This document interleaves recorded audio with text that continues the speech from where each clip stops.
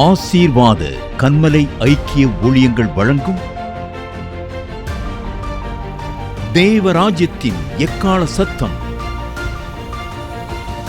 ஆண்டவரும் இரட்சகருமாகிய இயேசு கிறிஸ்துவின் நாமத்தினாலே இந்த நித்திய கன்மலை வெளிச்சத்தின் என்ற வார்த்தையின் மூலமாக உங்களை சந்திப்பதிலே மிகுந்த மகிழ்ச்சி அடைகிறேன். இந்த நாட்களில் ஆண்டவர் இந்த புதிய வருஷத்தை கர்த்தர் உங்களுக்கு வருஷத்தை நன்மையினால் முடிசூட்டுவேன் என்ற ஆண்டவர்.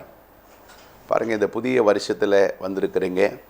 இந்த 2026 இந்த வருஷத்தை கர்த்தர் உங்களுக்கு அவருடைய நன்மையினால் முடிசூட்டுவார் என்று சொல்லி ஆசீர்வாத கன்மலை ஐக்கிய ஊழியத்தின் சார்பாக ஜாய் டிவியின் மூலமாக உங்களுக்கு இந்த நித்திய கன்மலை வெளிச்சம் என்ற வார்த்தையை ஒவ்வொரு வாரமும் நீங்கள் இதை பார்த்து வருகிறீர்கள்.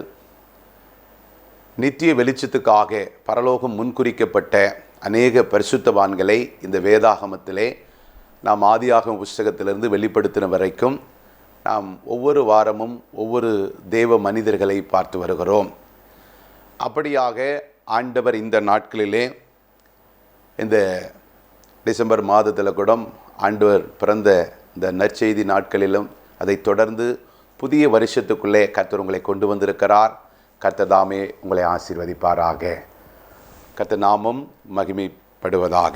இந்த நாட்களிலே ஆண்டவர் இந்த நித்திய கன்மலை வெளிச்சத்தின் மூலமாக நாம் பார்க்க இருக்கிற எல்லாவற்றுக்கும் எல்லாம் இருப்பவர், அவருக்காகவே அவராலே உண்டாக்கப்பட்டது, எல்லாம் அவருக்காகத்தான், அவரால் மாத்திரம்தான் உருவாக்கப்பட்டது. அவர்தான் இயேசு கிறிஸ்து என்பதை நாம் அறிந்திருக்கிறோம். ஆண்டவராகிய இயேசு அவதரிக்கிறதுக்கு முன்பாக அந்த இயேசு இயேசுவை பிதாவாகிய தேவன் இந்த பூமிக்கு அனுப்பி பிதாவின் சித்தத்தை நிறைவேற்ற அவர் எப்படியெல்லாம் இந்த பூமியிலே 33.5 வருடம் வாழ்ந்த பொழுதும் 30 வருடம் தன் பெற்றோர்களுக்கு உலகத்தினுடைய வழக்கத்தின்படி இருக்கிற தாய் தகப்பனுக்கு அவர் கீழ்ப்படிந்தவராக அவருடைய சொற்களை கேட்டு அவர்களோடு இணைந்து இந்த உலக வேலைகளையும் செய்து அவர் 30ஆம் வருடத்தை கடந்து வருகிற பொழுது இந்த 3.5 வருடம் பிதாவின் சித்தத்தை நிறைவேற்றினதை நாம் பார்க்கிறோம். பிரியமானவர்களே, அவர் எப்படி பெற்றோர்களுக்கு கீழ்ப்படிந்த இந்த உலகத்தில் தன் காரியங்களை எல்லாம் செய்தாரோ, நித்திய பிதாவாகிய தேவனுக்கு அவர் மேல் வைத்த திட்டத்தை எப்படி இந்த 3.5 வருஷம் ஊழியம் செய்து நிறைவேற்றினாரோ, அப்படியாக இதை பார்த்து கொண்டிருக்கிற உங்களையும் என்னையும் கர்த்தர் அழைத்ததற்கு ஒரு நோக்கம் உண்டு. இன்றைக்கே அந்த வெளிச்சத்தின் முகம், அந்த நீதியின் சூரியன் அவர்தான் இயேசு கிறிஸ்து என்பதை நாம் அறிந்திருக்கிறோம். பிரியமானவர்களே, பாருங்கள், இந்த நாட்களில் சங்கீத புஸ்தகம் 65 சொல்லுகிறது போல இந்த வருஷத்தை நன்மையினால் முடிசூட்டுகிறீர். ஆண்டவர் உங்களுக்கும் எனக்கும் இந்த வருஷத்தை, இந்த 2026 நன்மையினால் முடிசூட்டுவார். அதனால் கவலைப்படாதீங்க. கடந்த நாட்களில் 2025 நம்முடைய வாழ்க்கையில் இருந்த இருளான காரியங்கள் எல்லாம் விலகி ஒரு மிகப்பெரிய வெளிச்சத்தை அவர்கள் கண்டது போல இந்த நாட்களில் நம்முடைய வாழ்க்கையிலும் இந்த 2026 இயேசு கிறிஸ்து என்ற அந்த வெளிச்சத்தை நாம் பார்த்து அந்த வெளிச்சத்தினாலே நம்முடைய முகம் பிரகாசித்து நம்மை பார்க்கிறவர்கள், உலகத்தில் இருப்பவர்கள் அநேகர் கிறிஸ்துவை பார்ப்பார்களாம். ஆமென். அதனால தான் வசனம் சொல்லுகிறது, ஒருவன் கர்த்தருக்குள் இருந்தால் அவன் புது சிருஷ்டியாயிருக்கிறான் என்று வேதம் சொல்லுகிறது. அப்போ பழையவைகள் எல்லாம் ஒழிந்து போகும், சகலத்தையும் கர்த்தர் புதிதாக்குகிறார். அப்போ கடந்த வருடத்தில் 2025 நமக்கு இருந்த அநேக போராட்டங்கள், பிரச்சனைகள், வேதனைகள், இன்னும் ஊழியத்தில் உள்ள பாரங்கள், தேவைகள், சரீரத்துக்கான காரியங்கள், குடும்பத்திற்கான தேவைகள், பிள்ளைகளுக்கான தேவைகள், நம்மை வழிநடத்தக்கூடிய வார்த்தைகள், இப்படி ஏராளமான தேவைகள் இருந்திருக்கும்.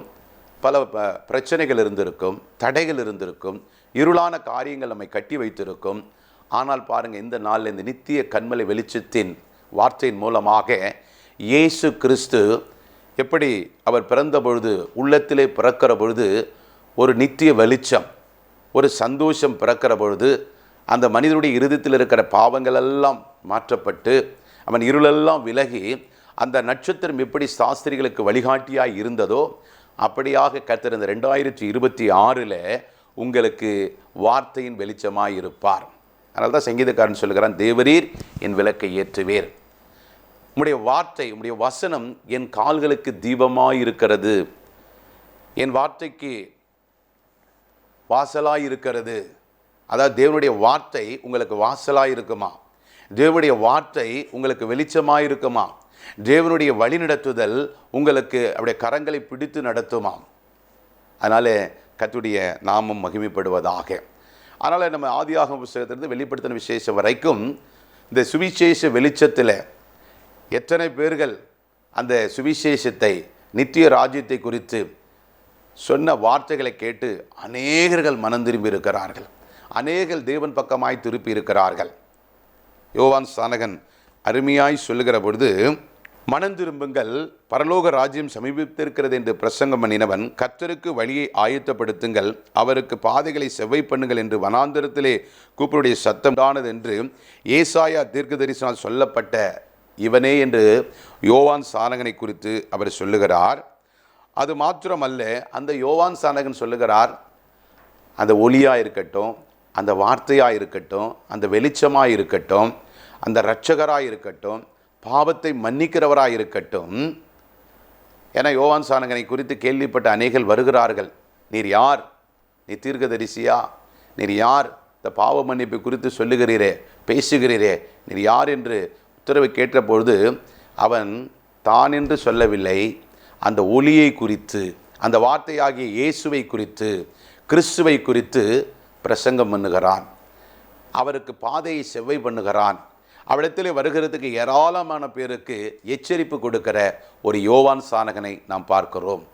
பிரியமானவர்களே, இந்த புதிய வருஷத்தில் உங்களையும் என்னையும் வழிகளை ஆயத்தப்படுத்துகிற ஒரு யோவான் ஸ்நானகனாக, பாதையை செவ்வை பண்ணுகிறவர்களாக, பாதை இல்லாத பல கிராமங்கள், வார்த்தை இல்லாத பல குடும்பங்கள், ஆண்டவரை அறியாத அநேக அந்நிய ஜனங்களுக்கு இந்த நாளிலே உங்களையும் என்னையும் ஆண்டவர் வெளிச்சத்தின் பிள்ளைகளாக, வெளிச்சத்தின் வார்த்தைகளாக, பாதையை செவ்வை பண்ணுகிறவர்களாக, வனாந்தரத்திலே வழிகளை உண்டாக்குறவர்களாக இந்த புதிய வருஷத்திலே உங்களை கர்த்தர் ஆயத்தப்படுத்தி கொண்டிருக்கிறார்.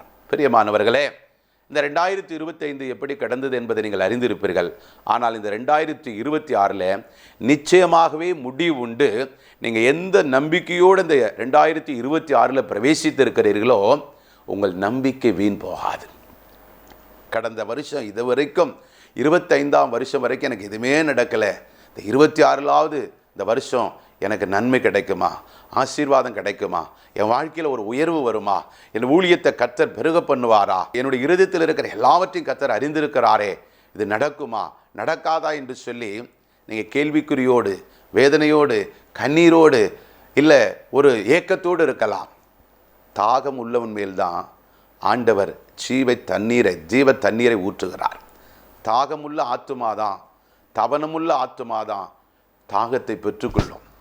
ஏன்னா யாரெல்லாம் அந்த தாகத்தோடு வாஞ்சியோடு இருக்கிறார்களோ அவர்களுக்கு வெறும் சாதாரண உலக தண்ணீரை மாத்திரம் தருகிற தேவன் அல்ல, ஜீவ தண்ணீரையே கொடுக்கிறவர். அப்போ அந்த ஜீவ தண்ணீர் என்ன பண்ணும், அது போகிற இடமெல்லாம் ஆரோக்கியமும், போகிற இடமெல்லாம் செழிப்பும், போகிற இடத்தெல்லாம் ரட்சிப்பையும், அநேகர்களுக்கு அது ஆசீர்வாதமான பாத்திரத்தின் ஊற்று கண்ணாய் விளங்கும். அப்போ உங்கள் மூலம் அந்த ஜீவ தண்ணீர், சமாதானம் என்ற நதி உங்களுக்குள்ள பெருக்கெடுத்து ஓடுகிற பொழுது அது உங்களை ஆசீர்வதித்து, உங்கள் குடும்பங்களை ஆசீர்வதித்து, உங்கள் தோட்டங்களை ஆசீர்வதித்து, உங்கள் தோட்டத்திலே, உங்கள் நந்தவனத்திலே ஆண்டவர் அநேக செடிகளை, கொடிகளை, மரங்களை உண்டாக்கி அதிலே அவருடைய வார்த்தையினால் விளைய செய்து அது பூத்து காய்த்து உலகத்தை பலனால் நிரப்புகிற நாளை போல நீங்கள் கனி கொடுக்கிற பொழுது அநேகர் உங்கள் தோட்டத்தில் அந்த கனி மரத்தின் நிழலில் அநேகர் வந்து தஞ்சமடைவார்கள். ஆண்டவர் அதைத்தான் உங்களிடத்தில் தேடிக்கொண்டிருக்கிறார். இந்த நாட்களில் பிரியமானவர்களே, சகோதரியே, சகோதரனே, தேவனுடைய பிள்ளைகளே, தேவனுடைய ஊழியக்காரியே, தேவனுடைய ஊழியக்காரர்களே, இந்த 2026 நீங்கள் நிச்சயமாகவே முடிவு உண்டு. உங்கள் நம்பிக்கை வீண் போகாது.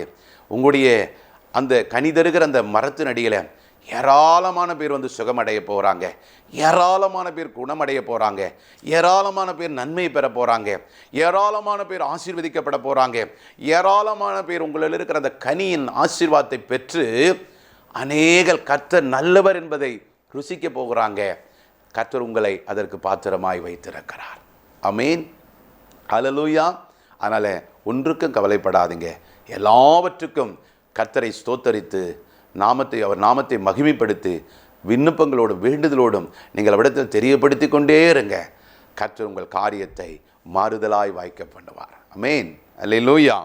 பாருங்கள், நீதிமொழியில் வசனம் சொல்லுகிறது 28:20, உண்மையுள்ள மனுஷன் பரிபூர்ண ஆசீர்வாதம் பெறுவான். உண்மை என்று சொன்னால் இயேசு, நன்மைன்னு சொன்னாலும் இயேசு கிறிஸ்து தான். அதனால்தான் அவருக்கு பேர் இயேசு கிறிஸ்து. நன்மை செய்கிறவராகவே, இயேசு நன்மை செய்கிறவராகவே சுற்றி திரிந்தாராம். எதற்காக? பிசாசின் பிடியிலிருந்து, கட்டுகளிலிருந்து, வியாதியில் இருந்தவர்களை குணப்படுத்தும்படியாக. யாருக்கெல்லாம் நன்மை செய்யலாம், யாருக்கு இருக்கிற பிரச்சனைகளை விடுதலை ஆக்கலாம், யாரோடு போய் பேசலாம், எந்த பட்டணத்துக்கு போகலாம், எந்த கிராமத்துக்கு போகலாம், பிதா அவரை எங்கே அனுப்பினாரோ அங்கே எல்லாவற்றையும் நிறைவேற்றினார். அப்படிப்பட்ட ஆண்டவரைத்தான் இன்றைக்கு நித்திய கண்மலை வெளிச்சத்தின் வெளிச்சமாக நம் மத்தியிலே அவரை பற்றி தான் இன்றைக்கு நாம் பார்க்க போகிறோம். ஏன்னா எல்லாவற்றுக்கும் வெளிச்சம் அவர்தான், எல்லாவற்றுக்கும் வார்த்தை அவர்தான், எல்லாவற்றும் அவருக்காக அவராலே உருவாக்கப்பட்டது என்று சொல்லி நம் வேதத்திலே வாசிக்கிறோம். பிரியமானவர்களே, இந்த நாட்களில் மத்தேயு புஸ்தகம் 3ஆம் அதிகாரம் 13ஆம் வசனம், அப்பொழுது யோவானால் ஞானஸ்நானம் பெறுவதற்கு இயேசு கலிலேயாவை விட்டு யோர்தானுக்கு அருகே அவரிடத்திலே வந்தார். 14, யோவான் அவருக்கு தடை செய்து, நான் உம்மாலே ஞானஸ்நானம் பெற வேண்டியதாயிருக்கிறது, நீர் என்னிடத்திலே வரலாமா என்றான். இயேசு அவனுக்கு பிரதியுத்தரமாக, இப்பொழுது இடங்கொடு, இப்படி எல்லா நீதியும் நிறைவேற்றுவது நமக்கு ஏற்றதாய் இருக்கிறது என்றார். அப்பொழுது அவருக்கு இடங்கொடுத்தான். பாருங்கள், இந்த யோவான் ஸ்நானகன் இடத்துல ஆண்டவராகிய இயேசு கிறிஸ்து ஞானஸ்நானம் எடுக்கும்படியாக யோர்தான் நதிக்கரைக்கு வருகிறார். அப்பொழுது இந்த யோவான் ஸ்நான இடத்துல அநேகர் ஞானஸ்நானம் எடுக்கிறார்கள்.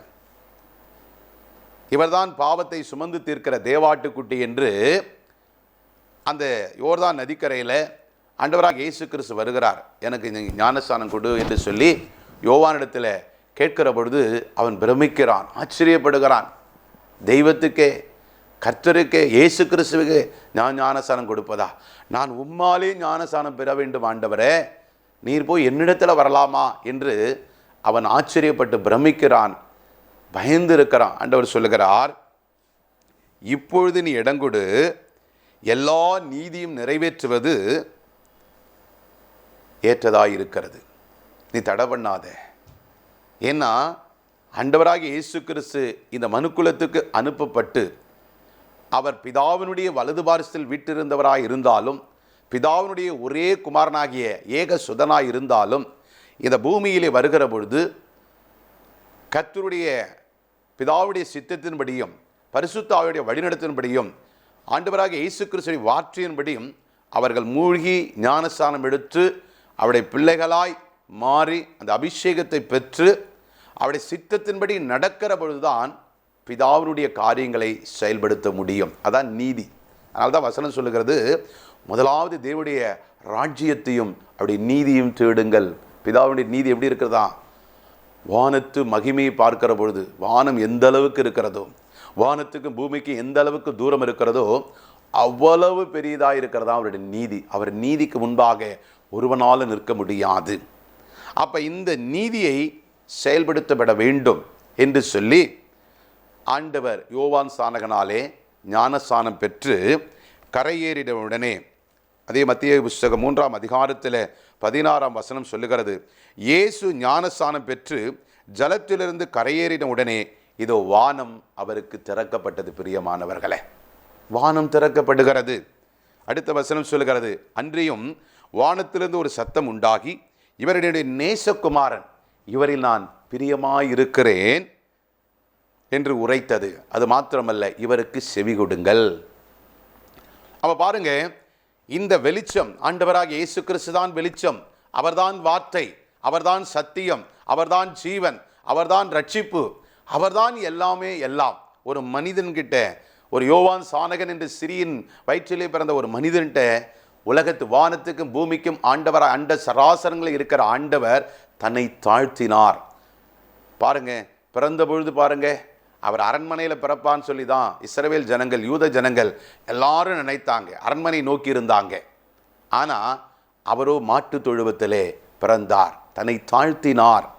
வானத்துக்கும் பூமிக்கும் அதிகாரம் பெற்றவராக இருந்தாலும் தன்னை தாழ்த்தினார்.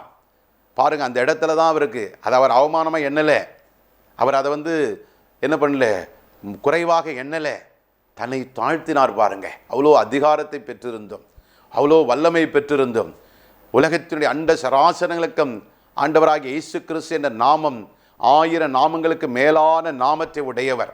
அப்பேற்பட்ட ராஜாதி ராஜாவாக இருக்கிறவர் தன்னை தாழ்த்தி அந்த இடத்திலே அவர் அவதரிக்க பிதாவாகிய தேவனும் அவருக்கு கிருபை பாராட்டியிருக்கிறார். பிரியமானவர்களே, 2வது இடத்துல ஒரு ஸ்திரீயின் வயிற்றில் பிறந்த யோவான் சானகன் தனக்கு ஞானசானம் கொடுக்க அவனிடத்திலும் தன்னை தாழ்த்தி யோர்தான் நதிக்கரையிலே ஞானசானம் எடுக்கிறார். 2வது அவருடைய தாழ்மையை நீங்கள் பார்க்க முடியும். சில பேர்லாம் பார்த்தீங்கன்னா, ஒரு அழைப்பு பெற்று, ஒரு அபிஷேகம் பெற்று, ஒரு வரங்கள் வல்லமை கிரியை செய்தா, ஒரு அற்புதம் நடந்துருச்சுன்னா, ஒரு ஊழியம் பெருகிடுச்சுன்னா, கொஞ்சம் பிரபலமாகிட்டாங்கன்னா, அவங்களால சில காரியங்கள் நடந்ததுன்னா, அவங்கள சில பேரை கற்பனைக்கு எட்டாத தூரத்தில் ஆண்டவருக்கு சரிநிகர சமமானமாய் இருக்கிறவர்கள் இந்த உலகத்திலே, பூமியிலே ஏராளமான பேர் இருக்கிறார்கள். ஆனால் இவருக்கு வானத்துக்கு பூமிகள் அண்ட சராசரங்களுக்கும் அதிகாரம் கொடுக்கப்பட்டிருக்கிறது. இவர் சொன்னார்னா தூதர்கள் பரலோகத்திலிருந்து இறங்கி செய்வார்கள். இவர்கள் சொன்னா அப்படியே நடக்கும், அவர் சொல்லாக அவர் கட்டளையிட நிற்கும். அப்படிப்பட்ட அதிகாரத்தை இந்த பூமியில எந்த ராஜாக்களையும் தள்ளி ராஜாக்களை உருவாக்குறவர்கள். அப்பேற்பட்ட அதிகாரத்தை பெற்றிருந்தோம். ஒரு சிறியின் வயிற்றில் பிறந்த யோவான் சானகனுக்கு அவர் தன்னை தாழ்த்துகிறார். தாழ்த்தி ஞானஸ்நானம் எடுத்து அவர் கரையேறின உடனே பரிசுத்த ஆவியானவர், தூய ஆவியானவர் புறாவை போல இறங்குகிறதை பார்க்கிறோம். ஏன்னா இந்த வருஷத்தில் உங்களை தாழ்த்துங்கள், தாழ்மைப்படுங்கள். ஏன்னா ஆண்டவர் தாழ்மை உள்ளவர்களுக்கு கிருபை அளிக்கிறாராம், மேட்டுமை உள்ளவர்களுக்கு, அதாவது பெருமை உள்ளவர்களுக்கு எதிர்த்து நிற்கிறாராம். அப்போ தாழ்மைதான் நம்முடைய பரலோகத்தினுடைய முதல் படி.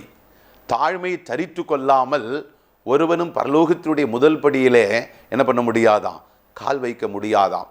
ஆண்டவராகிய இயேசு கிறிஸ்துவே தன்னை தாழ்த்துகிறார் என்று சொன்னால் அப்போ நீங்களும் நானே மாத்திரம். ஆமாம், அதனால தான் தாழ்மைதான் முதல் படி பரலோகத்துக்கு, நம்முடைய ஊழியத்துக்கு, நம்முடைய குணாதி ஆண்டவர் நம்மையில் வைத்திருக்கிற தரிசன திட்டத்திற்கு. அதனால் தாழ்மையை தரித்து கொள்ளுங்கள், நீங்கள் பாக்கியவான்களாய் பாக்கியவதிகளாய் இருப்பீர்கள். அப்போ அவர் தாழ்மையாய் இருந்து ஞானஸ்நானம் எடுத்து கரையேறின உடனே பரிசுத்த ஆவியானவர் அவர் மேலே புறாவை போல இறங்குகிற பொழுது அந்த அபிஷேகம் இறங்கினது மாத்திரமல்ல, பிதாவாகிய தேவனுடைய சித்தம் நிறைவேறுவதற்கு பிதா இவரை குறித்து சாட்சி கொடுக்கிறார். இவர் என் நேசகுமாரன். உங்களையும் என்னையும் பார்த்து அப்படி சொல்லணும். ஆமாம், இன்றைக்கி சில பிள்ளைங்க இந்த புதிய வருஷத்தில் நீங்கள் ஞானஸ்நானம் எடுத்திருப்பீங்க, இல்லை எடுக்க ஆயத்தமாக இருப்பீங்க. கிறிஸ்மஸுக்கு ஞானஸ்நானம் எடுத்திருப்பீங்க. வருகிற இன்னும் புதிய மாதங்களிலே ஞானஸ்நானம் எடுக்க ஆயத்தமாக இருப்பீங்க. இது ஒரு சடங்காச்சாரம் அல்ல, கிறிஸ்துவம் ஒரு மதம் அல்ல, இது ஒரு மார்க்கம், ஒரு சத்திய மார்க்கம், பரலோகத்துக்கு கொண்டு செல்லுகிற ஒரு வழி. அந்த வழியாகத்தான் இயேசு கிறிஸ்து நமக்காக இருக்கிறார். அதனால தான் சொல்லுகிறார், என்னை அல்லாமல் ஒருவனும் பிதாவிடத்திலே வரான் என்று சொல்லி. அப்போ அவர்தான் வழி, அவர்தான் சத்தியம், அவர்தான் ஜீவன். இந்த மூன்றும் பிரியமானவர்களே, கேட்டுக்கொண்டிருக்கிற அருமையான என் சகோதரனே சகோதரியே, நானே வழியும் நானே சத்தியம் நானே ஜீவனமாய் இருக்கிறேன் என்று சொல்லி திருத்துவ தேவனுக்கு அடையாளமாய் இந்த மூன்றையும் நீங்கள் தேடி கை கொண்டு உங்களுடைய இருதயத்திலே பதித்து உங்களுடைய வாழ்க்கையிலே வழிநடந்து உங்களுடைய கிரியிலே காண்பிப்பீர்கள் என்று சொன்னால் கர்த்தர் உங்களை கொண்டு பெரிய காரியங்களை செய்வார். அதனால்தான் இந்த 2026 கர்த்தர் உங்களுக்கு முன்பாக ஒரு திறந்த வாசலை வைத்திருக்கிறார், ஒரு திறந்த வாசலை வைத்திருக்கிறார். அதை ஒருவனாலும் பூட்ட முடியாது. உங்களுக்கு முன்பாக பட்டணம் பெரிதாயிருக்கிறது, தேசம் பெரிதாயிருக்கிறது. மலைப்பட்டணங்கள், கடல் பட்டணங்கள், கிராமங்கள், வனாந்திரங்கள், இன்னும் அநேக ஜாதிகள், கோத்திரங்கள் அநேகர் இருக்கிறார். ஏராளமான பாஷைக்காரர்கள் இருக்கிறார்கள், ஏராளமான பின்னணி தோற்றத்தில் உள்ள குடும்பங்கள் இருக்கிறார்கள், பல மொழிக்காரர்கள் இருக்கிறார்கள். அவர்கள் எல்லாம் சந்திக்க ஆண்டவர் இந்த 2026 உங்களை நன்மையினால் திருப்தியாக்கி நடத்துவார். உண்மையாக இருந்து பாருங்க, கர்த்தர் உங்களுக்கு நன்மை செய்வார். ஏன்னா உண்மை உள்ள மனுஷன், உங்கள் இருதயத்தில் உண்மை, உங்கள் உள்ளத்துக்குள்ள உண்மை உள்ள, அதாவது உங்கள் இருதயத்தில் இயேசு இருந்தார்னா, அவர் கிறிஸ்துவாய் உயிர்த்தெழுகிற பொழுது, கிறிஸ்துவின் வார்த்தையாய் வெளிப்படுகிற பொழுது உங்களுக்கு நன்மை நடக்கும். உண்மை இருந்ததுன்னா, உள்ளத்துக்குள்ள இயேசு இருந்தார்னா, நம்முடைய வாழ்க்கையில் பாவத்துக்கு மரித்து நீதியை குறித்து சாட்சி கொடுப்போம். யோவான் சானகன் அப்படித்தான் செய்தார்.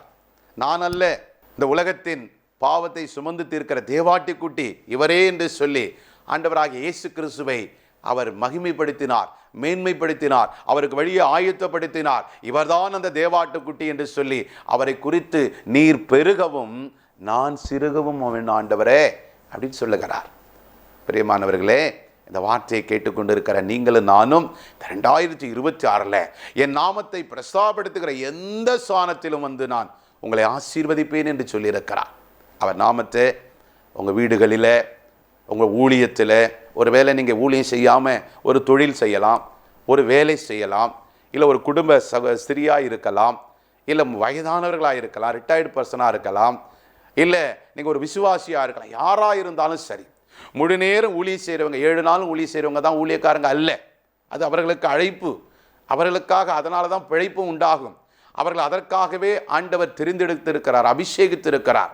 நீங்கள் உலகத்தில் வேலை செஞ்சு, ஒரு தொழில் செஞ்சு, குடும்பத்தை நடத்தி, இன்னும் நீங்கள் ஓய்வில் இருந்தாலும் சரி, அந்த இடத்துல யாரையெல்லாம் பார்க்கிறீர்களோ அவர்களுக்காக இந்த நன்மையான உண்மையான இயேசு கிறிஸ்துவை பற்றி, அவருடைய முதலாவது வருகை குறித்தும் வரப்போகிற 2வது வருகை குறித்தும், நரகம், பரலோக ராஜ்யம், இயேசு கிறிஸ்துவை நாம் ஏன் அவரை ஆராதிக்கணும், துதிக்கணும், ஏன் அவருடைய பிள்ளைகளாய் மாறணும்னு சொல்லி நீங்கள் உங்களுக்கு கொடுக்கப்பட்ட வேலை ஸ்தலத்தில் இருக்கிற இடத்துல நீங்கள் சொல்லி பாருங்க. கர்த்தர் உங்களை ஆசீர்வதிப்பார். முழு நேரம் ஊழியம் செஞ்சு அதற்காகவே அழைக்கப்பட்டு வந்தாதான் செய்வார் இல்லை. என்னை விசுவாசிக்கிறவன் என்னை காட்டிலும் அதிகமான கிரியைகளை செய்வான். அதுக்கு பேர் தான் விசுவாசின்னு சொல்லப்பட்டிருக்கிறது. எங்கேயும் ஊழியக்காரன் சொல்லலை. என்னைக்கு நீங்கள் அவரை விசுவாசித்து பாவங்களை அறிக்கை செய்து உங்களுடைய துன்மார்க்கமான வழியை விட்டு உங்கள் பாவங்களை அவர் மன்னித்து உங்களை ரட்சித்து ஆசீர்வதித்து அபிஷேகித்து அவருடைய பிள்ளையாக ஏற்றுக்கொண்டாரோ, அந்த நாள் முதற்கொண்டு இந்த நாள் வரைக்கும் அவர் நாமத்தை நீங்கள் எந்த இடத்துல எந்த ஒரு சின்ன ஒரு காரியத்தை செய்தாலும் அது ஊழியம்தான். ஆண்டவருடைய சமூகத்தில் சின்ன ஊழியம், பெரிய ஊழியம், முழு நேர ஊழியம், பகுதி நேர ஊழியெல்லாம் கிடையாது. அவர் நாமத்தினால நீங்கள் எதை செய்தால், நன்மையான காரியங்களை, ரட்சிப்பான காரியங்களை, தேவனுக்கு பிரியமான காரியங்களை எதை செய்தாலும் அது ஊழியம்தான் பிரியமானவர்களே. அதனால ஐயோ நான் வேலை செய்கிறேனே, எனக்கு டைம் இல்லை, ஏன்னா நான் மற்றவங்கள மாதிரி முழு நேரம் ஊழியமாக இருந்தால் நான் செய்வேனே, அப்படிலாம் இல்லை. இயேசு கிறிஸ்து பாருங்க, காலையெல்லாம் பாருங்க எருசலேமுக்கு வந்துடுவார். பிதாவாகிய தேவனிடத்தில் ரா முழுவதும் ஜெபிக்கிறவராய் இருந்தார். பிதாவோடு ஐக்கியப்பட்டவராய் இருந்தார். பிதாவோடு உறவை மேம்படுத்தி கொண்டே இருந்தார். அவர் பிதாவை விட்டு ஒரு நொடி கூட பிரிந்ததில்லை. வனாந்திரத்திலே போய் ஜெபிப்பார், அதிகாலையிலே ஜெபிப்பார், ரா முழுவதும் ஜெபிப்பார், கெத்சமனேவிலே ஜெபிக்கிறார், இன்னும் சீசலோடு சேர்ந்து ஜெபிக்கிறார், அதிகமாய் தனிமையிலே ஜெபிக்கிறார், மத்தியான வேலையிலே ஜெபிக்கிறார், பகல் வேலையில் ஜெபிக்கிறார். ஜெபம் ஜெபம் ஜெபம் ஜெபம் ஜெபந்தான் அவருக்கு ஜெயத்தை கொடுத்தது. ஜெபத்தினால, ஜெபம்னா ஏதோ நம்ம வேண்டுதல் செய்கிறோம், விண்ணப்பம் செய்கிறோம், நம்ம தேவைகளை நிறைவேற்றுவதல்ல. நீங்கள் கேட்டாலும் கேட்காட்டாலும் உங்களுக்கு என்ன தேவை என்பதை என் பிதாவாகிய தேவன் அறிந்திருக்கிறார் என்பதை நீங்கள் அறிந்திருப்பீர்கள். நீங்கள் கேட்டு தான் எல்லாத்தையும் கர்த்தர் நமக்கு கொடுக்கல, கேட்காமலே கர்த்தர் எல்லாவற்றையும் கொடுத்துருக்கிறார் பிரியமானவர்களே. ஆனால் இந்த நாட்களில் ஆண்டவர் உங்களை தேடி வந்தார், உங்களை ரட்சித்தார், உங்களை ஆசீர்வதித்தார், உங்களை அபிஷேகித்தார். அதற்கு ஒரு நோக்கம் இருக்கிறது. அதனால தான் அவர் நாமத்தை நீங்கள் எந்த இடத்துல பிரஸ்தாபம் பண்ணுகிறீர்களோ அந்த இடத்துல கர்த்தர் உங்களை ஆசீர்வதிக்க வல்லவராய் இருக்கிறார். அதனால தான் அவர் ஞானஸ்நானம் எடுத்து கரையேறின உடனே பிதாவுடைய இருதயம் ரொம்ப சந்தோஷப்படுகிறது. பரிசுத்த ஆவியானவர் அவர் மேலே புறாவை போல இறங்குகிறார். அவர் சொல்ல, இவர் என் நேசகுமாரன், இவருக்கு செவி கொடுங்கள். அப்போ இதுவரைக்கும் நம்முடைய ஊழியத்தில், தனிப்பட்ட வாழ்க்கையில், குடும்ப காரியங்களில் பல டிசிஷன், போராட்டம், பிரச்சனை வருகிற பொழுது நம்ம யாரை சார்ந்து கொண்டோம்? கடந்த வருஷம் நீங்கள் யாரை சார்ந்து கொண்டீங்க? ஒரு வியாதினா உடனே டாக்டர்கிட்ட பார்க்குறது, ஒரு பிரச்சனை போராட்டம்னா, ஒரு பண தேவைன்னா எங்கேயாவது லோன் வாங்கலாமா, யார்ட்டையாவது வாங்கலாமா, அப்படி தான். ஒரு ஆலோசனைனா நம்மளோட தெரிஞ்சவங்க, மூத்தவங்கிட்ட, இல்லை வேறு யாராவது உலகத்தில், அப்படி இல்லை. முதலாவது தேவனுடைய ராஜ்யத்தையும் அப்படி நீதியும் தேடுங்க. உங்களுக்கு எந்த பிரச்சனையாக இருந்தாலும் ஆண்டவர்கிட்ட போங்க. முதலாவது ஆண்டவரை பாருங்க. அவர்தான் வெளிச்சம். அப்போ தான் உங்களுக்கு இருளாய் தத்தளித்து கொண்டிருக்கிற எந்த காரியமாக இருந்தாலும் அப்படி வெளிச்சம் வார்த்தை வருகிற பொழுது உங்கள் இருள் நீங்கி வெளிச்சம் உங்களுக்கு உதிக்கிற பொழுது அப்படி வார்த்தை உங்களுக்கு வழிகாட்டும். அதுக்கு அடுத்தது ஊழியக்காரரை, உங்களுக்கு உள்ள வீட்டு பெரியவங்களை, மற்றவர்களை, கர்த்தருடைய பிள்ளைகளை நீங்கள் பேசுகிற பொழுது நீங்கள் தேவன் உங்களுக்கு சொன்னதை அவர்கள் உறுதிப்படுத்துவார்கள். ஆண்டவர் அதனால தான் ரா முழுவதும் ஜெபிக்கிறார். பிதாவிட்ட கேட்டு, பிதா அவருக்கு என்ன நிர்ணயித்தாரோ, எந்த காரியங்களை வைத்தாரோ, நாளைக்கு எங்கே போய் ஊழியம் செய்யணும், எந்த பட்டணத்துக்கு போகணும், எந்த கிராமத்துக்கு போகணும், கேட்டு கேட்டு கேட்டு செபித்து ஜெயம் பெற்றவராயிருந்தார். அதனால தான் அவர் சொல்லாமல் எந்த பட்டணத்துக்கு இயேசு கிறிஸ்து போனதாய் சரித்திரம் இல்லை. பிதாவிடத்தில் தொடர்பு இல்லாமல் அவர் தானாய் எதையும் செய்ததில்லை. அதை தான் ஃபாலோ பண்ணார் தாவீது. ஆண்டவர்கிட்ட எல்லாவற்றையும் கேட்டு கேட்டு ஜெயம் பெற்றார். அதனால தான் ஆண்டவர் தாவீதை குறித்து சொல்லும்போது என் இருதயத்துக்கு ஏற்றவன் என்று சொன்னார். இதே தான் பிதாவாகிய தேவன் சொல்லுகிறார், இவர் என் நேசகுமாரன், நான் நேசிக்கிற, மிகவும் நேசிக்கிற என்னுடைய நேசகுமாரன், இவருக்கு செவி கொடுங்கள் என்று சொல்லியிருக்கிறார். பிரியமானவர்களே, இந்த 2026 நேசகுமாரன் ஆகிய கிறிஸ்துவுக்கு, இயேசு கிறிஸ்துவுக்கு நீங்கள் செவி கொடுங்கள். அவர் உங்களை நடத்துவார். என் கண்ணை வைத்து உனக்கு ஆலோசனை சொல்லுவேன், நீ நடக்க வேண்டிய வழிகளை நான் உனக்கு போதித்து நடத்துவேன். என் நீதியின் வலது கரத்தினாலே உன்னை தாங்குவேன், தப்புவிப்பேன், ஏந்துவேன், சுமப்பேன் என்று சொன்ன ஆண்டவர் தன் வாயினால் சொன்ன வார்த்தைகளை, வாக்கு தத்தத்தை அவருடைய கரத்தினாலே இந்த 2026 இந்த வருஷத்தை உங்களுக்கு நன்மையினால் முடிசூட்டுவாராம். ஆமென். நாம் ஜெபிக்கலாம். மகா தயம் இரக்கமுள்ள எங்கள் ஆண்டவராகிய இயேசு கிறிஸ்துவே, தகப்பனே, நீரே வெளிச்சமாயிருக்கிறீர். நீரே வேதத்தின் ரகசியங்களை அறிய செய்கிறவராயிருக்கிறீர். நீங்கள் தான் ஆண்டவரே வேதம், நீங்கள் தான் வெளிச்சம், நீங்கள் தான் எங்களுக்கு ஜீவன், நீங்கள் தான் எங்களுக்கு வார்த்தை, நீங்கள் தான் எங்களுக்கு மன்னா. ஆண்டவரே, எந்த பக்கம் திரும்பினாலும் உம்முடைய வேத வெளிச்சம், சத்தியம், உம்முடைய முகம் பிரகாசிக்கிறது ஐயா. இந்த நாட்களில் 2026 வந்திருக்கிற, இதை பார்த்து கொண்டிருக்கிற அருமையான சகோதர சகோதரிகள், ஊழியக்காரர்கள், ஊழியக்காரிகள், உடைய தாசர்கள், உடைய பிள்ளைகள் ஒவ்வொருவருடைய வாழ்க்கையிலும் இந்த 2025 காடு, இந்த 2026 ஆண்டவரை, இந்த வருஷத்தை நன்மையினால் நான் முடிசூட்டுவேன் என்று சொன்னீரே, முடிசூட்டி இப்பொழுது இருக்கிறதை பார்க்கலாம் ஆவிக்குரிய பூமிக்குரிய ஆசீர்வாதத்தினால 1000 மடங்கு இவர்களை ஆசீர்வதிக்கும்படியாக ஜெபிக்கிறோம். கர்த்தாவே, நீ நீர்ப்பாய்ச்சலான தோட்டத்தை போலவும் வற்றாத நீரூற்றை போலவும் இருப்பாய் என்று சொன்ன வற்றாத நீரூற்றாய்கள் இருக்கிற பொழுது அநேகர் வந்து ஆண்டவர் விடாய்த்து இருக்கிற ஆற்றுமாக்கள், ஆண்டவரை தவனமுள்ள ஆற்றுமாக்கள், தாகத்தோடு இருக்கிறவர்கள், கண்ணீரோடு இருக்கிறவர்கள், கவலையோடு இருக்கிறவர்கள், வருத்தத்தோடு இருக்கிறவர்கள் இந்த நாட்களிலே இவ்விடத்திலே வந்து ஆண்டவரை, அந்த ஆண்டவரே நீர்ப்பாய்ச்சலான இந்த தோட்டத்துக்குள்ள வந்து ஆண்டவரே அவர்கள் தேவைகள், அவருடைய ஆண்டவரே பாரங்கள், கண்ணீர்கள், கவலைகள், வருத்தங்களை மாற்றி இவ்விடத்திலிருந்து புறப்படுகிற அந்த ஜீவ தண்ணீர் அநேகருடைய இருதயத்தை இளைக்க பண்ணுவீராக. பாவத்திலிருந்து, சாபத்திலிருந்து, கட்டுகளிலிருந்து விடுதலையாக்கப்பட்டு கர்த்தர் பக்கமாய் திருப்புகிற வெளிச்சத்தின் பிள்ளைகளாய் மாற்றுவீராக. இன்று முதல் நான் உங்களை ஆசீர்வதிப்பேன் என்று சொன்னேன். நிச்சயமாகவே உங்களை ஆசீர்வதிக்கவே, ஆசீர்வதித்து உங்களை பெருகவே பெருக பண்ணுவேன் என்று சொல்லி எபிரேயர் 6:14 இந்த 2026 ஆசீர்வதித்து தரும்படியாக ஜெபிக்கிறோம். உம்முடைய நீதியின் சூரியன் முகவெளிச்சத்தை பிரகாசிக்கட்டும். எழும்பி பிரகாசி, உன்மேல ஒளி வந்தது என்று சொன்னீரே, அந்த ஒளியாகிய இயேசு கிறிஸ்து நீராயிருப்பதனால ஆண்டவரே, பிதாவுமை குறித்து சாட்சி கொடுத்தது போல நீர் இவர்களை ஆண்டவரே எங்களை குறித்து பிதாவினிடத்தில் சாட்சி கொடுக்கத்தக்கதாக எங்கள் வாழ்க்கையில் இருக்கிற இருளெல்லாம் மறைந்து வெளிச்சம் உண்டானதுக்காய் ஸ்தோத்திரம். தை பிறந்தால் வழி பிறக்கும் என்று சொல்லி தமிழ் சொல் இருக்கிறது. அந்த வழி நீங்கள் தான்ப்பா. உங்களுடைய வழி எங்களுக்கு பிறந்திருக்கிறது, உடைய வாசல் எங்களுக்கு திறந்திருக்கிறது. இந்த ஆண்டவர் 2026 நீரே வழியும் சத்தியமும் ஜீவனமாயிருந்து எல்லாவற்றையும் நீர் வாய்க்க பண்ணினதுக்காய் ஸ்தோத்திரம். உடைய திருநாமம் மகிமைப்பட்டோம். இயேசு கிறிஸ்துவின் நாமத்தில் ஜெபிக்கிறோம் நல்ல பிதாவே. God bless you. பிரியமானவர்களே, இந்த 2026 புத்தாண்டு நல்வாழ்த்துக்களை உங்களுக்கு ஆசீர்வாத கண்மலை ஐக்கிய ஊழியத்தின் சார்பாகவும் ஜாய் டிவியின் மூலமாகவும் உங்களுக்கு தெரிவித்துக் கொள்கிறோம். கர்த்ததாமே இந்த 2026 கர்த்தர் இப்பொழுது இருக்கிறதை பார்க்கலாம் 1000 மடங்கு உங்களை ஆசீர்வதிப்பாராக. God bless you. நன்றி, ஸ்தோத்திரம். அன்பிற்குரியவர்களே, உங்கள் ஜெப தேவைகளுக்கும் மேலும் ஆலோசனைகளுக்கும் எங்களோடு நீங்கள் தொடர்பு கொள்ள எங்கள் முகவரி: ஆசீர்வாத கன்மலை ஐக்கிய ஊழியங்கள், பிளாட் எண் 20, 3வது மாடி, ஜானகி நகர், அனெக்ஸ், காட்டுப்பாக்கம், சென்னை 56.